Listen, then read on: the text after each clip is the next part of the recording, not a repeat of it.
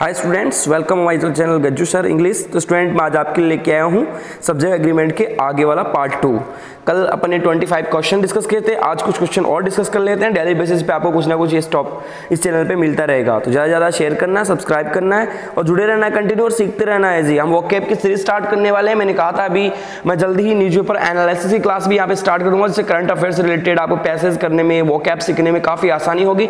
तो daily basis से per day के हिसाब से मैं यहाँ पे क्वेश्चंस आपके सामने लेके आने वाला हूँ। तो सब्जेक्ट एग्रीमेंट टॉपिक का आप कॉन्कर्ड या सिंटेक्स टॉपिक पढ़ रहे थे, इसको कंटिन्यू करते हैं। Don't waste time, let's start this session. Okay friends, तो अपन यहाँ पे यहाँ तक क्वेश्चंस आपने देख लिए थे, 25 क्वेश्चन से देख लेते हैं। आगे वाले क्वेश्चंस मैं आपको समझा देता हूँ। ओके, तो 26 नंबर का क्वेश्चन है आपके सामने, आपकी स्क्रीन पे है। फटाफट इसका आंसर आप बता सकते हैं फ्रेंड्स। तो प्रॉपरली इसका आंसर क्या होगा, ठीक है। तो अगला क्वेश्चन अपन डिस्कस यहाँ पे करने वाले हैं। हर एक क्वेश्चन अपने लिए एग्जाम के पॉइंट ऑफ व्यू से काफ़ी इंपॉर्टेंट है, तो उसके हिसाब से अपन क्वेश्चनों को देखने वाले हैं। Okay, let's start the session. तो if the teacher is good, यदि कोई टीचर अच्छा है तो द स्टूडेंट विल रिस्पॉन्ड, तो स्टूडेंट रिस्पॉन्ड कैसे करेगा, पॉजिटिवली करेगा। किसको करेगा, टू देम, यानी उनको करेगा कि उस टीचर को। भाई यहाँ पे टीचर के साथ सिंगुलर है, नाउन है, तो उसका प्रोनाउन क्या होगा, सिंगुलर होगा, क्या होगा, ही होगा। ये सिंगुलर सब्जेक्ट है तो सिंगुलर ही आपका प्रोनाउन ही होगा। तो इफ द टीचर, एक टीचर की बात हो रही, टीचर इज गुड है, तो स्टूडेंट्स, तो विद्यार्थी क्या करेंगे, विल रिस्पॉन्ड करेंगे पॉजिटिवली, सकारात्मक रूप से। किसको करेंगे जी, टू देम, उनको करेंगे कि उस टीचर। ये देम किसके लिए है, टीचर के लिए। टीचर का प्रोनाउन क्या होता है, ही होता है। टीचर्स नहीं है, टीचर है। अब ही या टू क्या है, प्रेपोजिशन के बारे में प्रोनाउन किस केस में आते हैं, ऑब्जेक्टिव केस में। तो बोलो ही का ऑब्जेक्ट क्या होता है सर, हिम होता है। तो सही क्या आना चाहिए, यहाँ पे हिम आना चाहिए था, जो गलत है। क्यों आना चाहिए हिम, देम क्यों नहीं है, मीनिंग के हिसाब से टीचर सिंगुलर है तो ही आएगा, और ही का ऑब्जेक्ट क्या होता है बच्चे, हिम होता है। तो काफी आसान था। आपके कौन से पार्ट में एरर हुआ, बहुत आसान तरीके से आपने हवा में सोल्व कर दिया, सी पार्ट में एरर हुआ, ठीक है। अगले क्वेश्चन 27 क्वेश्चन की तरफ चलते हैं। काफी आसान क्वेश्चन था। इट इज डिफिकल्ट, ये काफी मुश्किल होता है जी। Difficult, it is not difficult, आसान नहीं है, ठीक है। टू बिलीव, विश्वास करना, दैट अ मैन, उस आदमी पे, who has lived in this city for a long time. बताओ भाई क्या एरर है, बहुत आसान है। He will never feel at home anywhere else in the world. बताओ, इट इसके साथ इज सही है, नॉट डिफिकल्ट सही है, टू के बाद में बेस फॉर्म आया, दैट अ मेन सही है, और इस मेन के हिसाब से वर्ब क्या आ गया, ये हैज आ गया, है उसके बाद थर्ड फॉर्म आया, इन दिस सिटी आया, फॉर अ लॉन्ग टाइम ये भी सही है। अब बताओ जी, it is not difficult to believe a man who has lived in this city for a long time. किसके लिए जी, इस व्यक्ति की बात हो रही है, हु हैज, इस व्यक्ति की बात हो रही है। तो यहाँ पे जो एक्स्ट्रा इंफॉर्मेशन दी गई है, सुपरफ्लूअस एक्स्ट्रा इंफॉर्मेशन दी गई है, वो ही दिया गया है। यहाँ ही की कोई रिक्वायरमेंट नहीं है, क्योंकि सारी की सारी बात है वो किसके लिए, इस एक मेन के लिए है। इसलिए यहाँ पे इस मेन को आप दोबारा से सब्जेक्ट के रूप में इंडिकेट करना कोई आवश्यकता नहीं है, मतलब एक्स्ट्रा इंफॉर्मेशन है। इसलिए यहाँ पे कौन से पार्ट में एरर हुआ सर, सी पार्ट में एरर फिर से हो गया है। तो ही को यहाँ से आप हटा सकते हो, रिमूव कर सकते हो, बिना ही के पूरा सेंटेंस सही है, करेक्ट है। ओके, अगला 28 नंबर का क्वेश्चन देख लेते हैं। क्या क्वेश्चन क्या बोल रहा है, ईच के बाद में सिंगुलर आता है, ईच गर्ल हैज सही है, थर्ड फॉर्म सही है। ईच गर्ल वाज गिवन, प्रत्येक लड़की को दिया गया। अ बंच ऑफ फ्लावर्स, फूलों का गुच्छा दिया गया। विच प्लीज्ड हर वेरी मच, जो उसको देख क्या हुई जी, विच प्लीज, बहुत ज्यादा वो क्या हुई, इनसे खुश हुई। वेरी मच, बोलो कुछ कौन हुई, प्रत्येक लड़की हुई। तो बोलो प्रोनाउन क्या आएगा, यहाँ पे प्रोनाउन क्या आएगा इनके लिए, तो फ्लावर्स, बंच ऑफ फ्लावर्स। तो बच्चे यहाँ पे हर है वो सही नहीं है, यहाँ पे अप्रोप्रिएट प्रोनाउन क्या आएगा, देम आएगा, उनके लिए क्या आएगा, दैम आएगा, क्योंकि यहाँ पे दे तो आ नहीं सकता, क्योंकि ऑब्जेक्टिव केस वर्ब के बाद में क्या था, ऑब्जेक्टिव केस। तो बोलो सही प्रोनाउन क्या आएगा, यहाँ पे देम आएगा। हर यहाँ पे इनकरेक्ट है, क्योंकि मीनिंग यहाँ पे है वो सभी की बात हो रही है, तो उनके लिए क्या आएगा, देम आएगा। फिर से आपके कौन से पार्ट में, सी पार्ट में एरर हुई। आई होप कि आपको क्वेश्चन समझ में आ गया। नहीं आ रहा है तो फिर आप कमेंट बॉक्स में लिख के बता सकते हो। मैं डिटेल से जब टॉपिक पढ़ाऊंगा तब एक एक क्वेश्चन की डिटेल आपके तक पहुंचा दूंगा। नेक्स्ट क्वेश्चन की तरफ चलते हैं। काफी आसान क्वेश्चन है, विद इन सेकेंडों में आप कर सकते हो, ठीक है। अगला क्वेश्चन हमें क्या बोल रहा है, ठीक है। फटाफट मैंने ये क्वेश्चन समझा दिया है। 29 नंबर का क्वेश्चन, 29 नंबर का क्वेश्चन मैं आपको डिस्कस करने जा रहा हूँ, ठीक है बच्चे। सो देखिएगा 29 क्वेश्चन क्या बोलता है। As it was Rajan's first interview, क्योंकि यहाँ पे ये अपॉस्ट्रोफी है, अपॉस्ट्रोफी के बाद में आर्टिकल, पॉजेसिव केस के बाद में द आर्टिकल नहीं आता है, चाहे वो आपका सुपरलेटिव डिग्री हो, चाहे आपका अपॉस्ट्रोफी हो। तो फर्स्ट यहाँ पे कौन सा नंबर है, ऑर्डिनल नंबर है, इससे पहले आर्टिकल नहीं आएगा। आप it was Rajan first interview, Rajan का पहला इंटरव्यू था। He dressed him in his most formal suit, वो क्या पहन गया जी, ही ड्रेस्ड ने पहना, हिमसेल्फ आएगा, ड्रेस्ड के बाद में क्या आएगा, हिमसेल्फ आएगा, मतलब कौन सा केस आएगा, रिफ्लेक्सिव केस यहाँ पे आएगा, हिमसेल्फ आएगा, ठीक है। यहाँ पे क्या आएगा बच्चे, हिमसेल्फ आएगा जी, ठीक है। गेटिंग माई पॉइंट, बिकॉज यहाँ पे ही ड्रेस्ड हिम से खुद ने उसको अपने आप को ड्रेस पहनाई है, इसलिए यहाँ पे रिफ्लेक्सिव निजवाचक सर्वनाम का यूज होगा। तो बोलो कौन से पार्ट में एरर हुआ, B part is incorrect. Okay, समझ में आ गया होगा।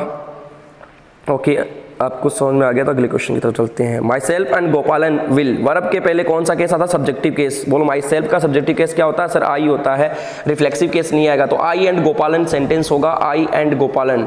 एक यहाँ पे एक और किसकी बात हो रही है, तीन की बात, तेरा की, तो तेरा विल टेक केयर, तो 231 का रूल सुना होगा आपने, 123 का, तो will take care of the function on Sunday. वैसे तो सही सेंटेंस क्या होता, सही सेंटेंस होता गोपालन एंड आई, गोपालन एंड आई सही सेंटेंस होगा यहाँ पे। और माई सेल्फ को हटा दीजिएगा क्योंकि वर्ब से पहले सब्जेक्टिव केस आता है, चाहे नाउन का हो चाहे प्रोनाउन का हो। Are you getting my point, I hope you understood it very well. So यहाँ पे गोपालन एंड आई होगा, 31 का आएगा क्योंकि 31 कैसा सेंस है जी, पॉजिटिव है, 123 नेगेटिव है। ये बता रहा है कि टेक केयर करेंगे, किसकी करेंगे, फंक्शन ही करेंगे, तो संडे को फंक्शन होगा, उसकी टेक केयर मतलब पूरी की पूरी जिम्मेदारी देखभाल हम करेंगे, तो इसका मतलब ये पॉजिटिव पॉइंट है, तो 31 में आएगा। तो Gopal and I is correct, बहुत आसान है।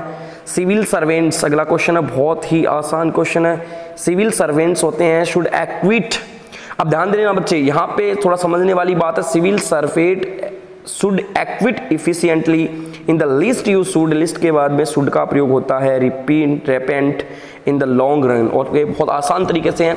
शुड के बाद में मॉडल बेस फॉर्म आई है, लिस्ट के बाद में शुड का यूज हुआ है, वुड कुड नहीं आएगा। सिविल सर्वेंट शुड के बाद में यहाँ वर्ब का बेस फॉर्म है, बोलो कहाँ पे एरर है, बहुत ही थोड़ा समझने वाली एरर है, अंडरस्टैंडिंग बेस्ड एरर है। अब ध्यान दें, इक्विट जो वर्ब है, इक्विट जो वर्ब है, इस इक्विट वर्ब कट है, ड्राई है, प्रेजेंट है, अब्सेंट है, अम्यूज है, ऐसी वर्ब के बाद में रिफ्लेक्सिव केस का यूज किया जाता है। तो बोलो सर्वेंट्स का प्रोनाउन क्या होता है, सर दे होता है, और दे का रिफ्लेक्सिव केस क्या होगा, तो इसके तुरंत बाद में क्या आएगा, दे का रिफ्लेक्सिव केस होता है them selves. Are you getting my point, समझ में आ गया होगा। तो कौन से पार्ट में एरर है, बी पार्ट में एरर है। इस इक्विट वर्ब के बाद में, प्रेजेंट वर्ब के बाद में, कट वर्ब के बाद में, ड्राई वर्ब के बाद में, किल वर्ब के बाद में, अम्यूज वर्ब के बाद में, ऐसी बहुत सारी वर्ब्स है जो मैं डिटेल से पढ़ाऊंगा। इन वर्ब के बाद में आपका रिफ्लेक्सिव केस का यूज किया जाता है। Are you getting my point, बात समझ में आ गई होगी, ठीक है। अगला क्वेश्चन है देयर, बहुत आसान क्वेश्चन है, बहुत इजीली आप करेक्ट कर सकते हो। देयर शुड बी, शुड के बाद में बी फॉर्म आई है, सही है, बेस फॉर्म आती है। There should be no misunderstanding, कोई मिसअंडरस्टैंडिंग नहीं होनी चाहिए यहाँ पे। बिटवीन किन के बीच में जी, योर फादर, आपके पिताजी के बीच में, एंड सी।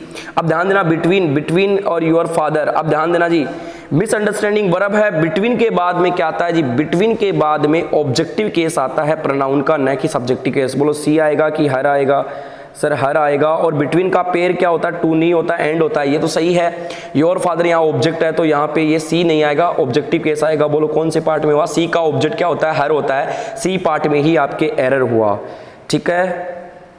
मैं वर्ब के बारे में बताऊंगा, लेट है, बिटवीन है, अभी बताया बिसाइड्स है, ठीक है। इन वर्ब के बाद में लेट है, बिटवीन है, बिसाइड्स है, ऐसी वर्ब आती है। इन वर्ब के बाद इनके बाद में, इनके बाद में क्या आएगा जी, लेट है, बिटवीन है, इनके बाद में जो वर्ब आती है वो कैसे आती है, ऑब्जेक्टिव केस में आती है। बोलो सी आएगा कि हर आएगा, हर आएगा। अब की बार तो ए पार्ट में एरर हो गया, बहुत आसान है। Complete this job as they like to do it, okay. So let Raj and see, let Raj and जो हर है वो कंप्लीट करेगी दिस जॉब को as they like to do it, okay, जैसा वो करना चाहते हैं, ठीक है। दे लाइक का मतलब पसंद करते हैं, टू डू इट करना पसंद करते हैं, ओके। लेट के बाद में, बिटवीन के बाद में, बिसाइड के बाद में, इनके बाद में कौन सा केस आता है बच्चे, ऑब्जेक्टिव केस आता है, चाहे नाउन का हो चाहे प्रोनाउन का हो, ओके। नाउन अपने आप में सब्जेक्ट ऑब्जेक्ट जैसा लिखा जाता है, प्रोनाउन में थोड़ा सा सी का हर आएगा। तो कौन से पार्ट में एरर हुआ, 33 में, सर ए पार्ट में हुआ। अगला क्वेश्चन हम लेके आए हैं आपके लिए। इट वॉज, इट के बाद में हो जाए with a great difficulty that each of के बाद में नाउन या प्रोनाउन प्लूरल वर्ब के सी सिंगुलर गेट देयर। अब बताओ ईच ऑफ के बाद में नाउन या प्रोनाउन के साथ, नाउन यहाँ पे क्या है, प्लूरल है, वर्ब यहाँ पे कुड मॉडल है, मॉडल अपने आप में सिंगुलर प्लूरल एक जैसा ही होता है, मॉडल के बाद में बेस फॉर्म आती है। यदि आपका नाउन या प्रोनाउन सिंगुलर हो और वर्ब सिंगुलर हो तो प्रोनाउन भी कैसे आएंगे, पॉजेसिव केस भी कैसा आएगा, सिंगुलर ही आएगा। बोलो ब्रदर्स के लिए क्या आएगा सर, हिज आएगा, देर नहीं आएगा। In which part error, share of property, शी पार्ट में एरर होगा। ध्यान सुन लेना, each of, either of, neither of, one of, none of के बाद में नाउन या प्रोनाउन प्लूरल आएंगे। ऑब्जेक्टिव केस में वर्ब कैसी आएगी बच्चे, वर्ब हमेशा सिंगुलर आएगी। और पॉजेसिव केस भी कैसा आएगा, आपके नाउन या प्रोनाउन को देखकर पॉजेसिव भी कैसा आएगा भाई, सिंगुलर ही आएगा। Are you getting my point, बात समझ में आ गई है।